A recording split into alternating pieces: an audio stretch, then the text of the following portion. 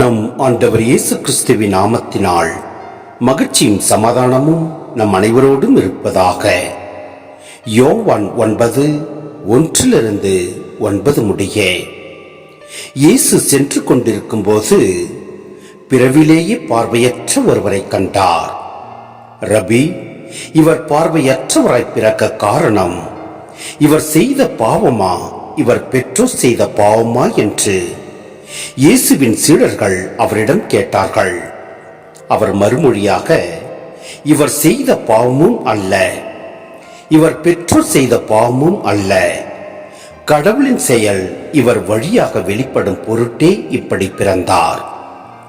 பகலாயிருக்கும் வரை என்னை அனுப்பியவரின் செயலை நாம் செய்ய வேண்டியிருக்கிறது. இரவு வருகிறது, அப்போது யாரும் செயலாற்ற இயலாது. நான் உலகில் இருக்கும் வரை நானே உலகின் ஒளி என்றார். இவ்வாறு கூறிய பின் அவர் தரையில் உமிழ்ந்து உமிழ்நீரால் சேறு உண்டாக்கி அச்சேற்றை பார்வையற்றவருடைய கண்களில் பூசி, நீர் சிலோவாம் குளத்துக்கு போய் கண்களை கழுவும் என்றார். சிலோவாம் என்பதற்கு அனுப்பப்பட்டவர் என்பது பொருள். அவரும் போய் கழுவி பார்வை பெற்று திரும்பி வந்தார்.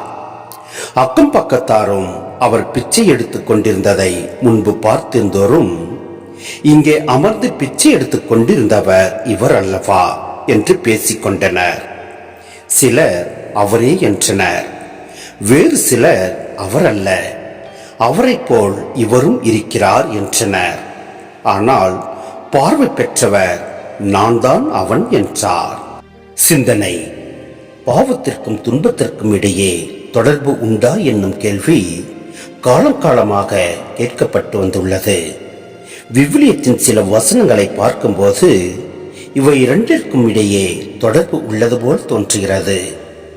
வேறு சில வசனங்கள் இவை இரண்டிற்கும் இடையே தொடர்பு இல்லை என கூறுகின்றன. இவை இரண்டுக்கும் இடையே நேரடியாக தொடர்பு இல்லை எனினும் மறைமுக தொடர்பு உள்ளது. தேவைக்கு அதிக அளவு உணவு உண்ணுதல் பல்வேறு நோய்களுக்கு காரணமாக முடியும். அதிக கோபம், கசப்புணர்வு போன்றவை குடற்புண் போன்ற நோய்களை உருவாக்க முடியும். மட்டுமீறிய உடல் இன்பங்கள் பல நோய்களுக்கு தூண்டுகோலாக அமைய முடியும். பல வேளைகளில் ஒரே வார்த்தையால் குணமாக்கும் இயேசு இங்கு உமிழ்ந்து சேறு உண்டாக்கி பூசி கழுவுமாறு சொன்னது நமக்கு வியப்பாய் இருக்கிறது. இயேசு இவ்வாறு செய்தது பார்வையளித்தல் கடினமான செயல் என்பதால் அல்ல. பொதுவாக வல்ல செயல் செய்வதற்கு முன் இயேசு நம்பிக்கையை எதிர்பார்க்கிறார். வல்ல செயல் வேண்டுவோருக்கு உதவுகிறார்.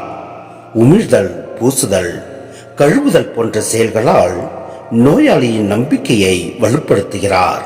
அநேகமாக இச்செயல்கள் இயேசுவின் எல்லா அடையாளங்களிலும் இடம்பெற்றிருக்க வேண்டும். எனினும் காலப்போக்கில் இயேசுவின் இறைத்தன்மையை உணர இத்தகைய குறிப்புகள் தேவையற்றவை என இங்கு விடப்பட்டிருக்கலாம்.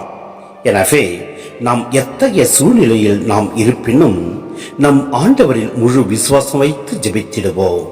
எல்லாம் அல்ல இறைவன் நம்மை நிறைவாய் ஆசீர்வதிப்பார். ஆமேன்.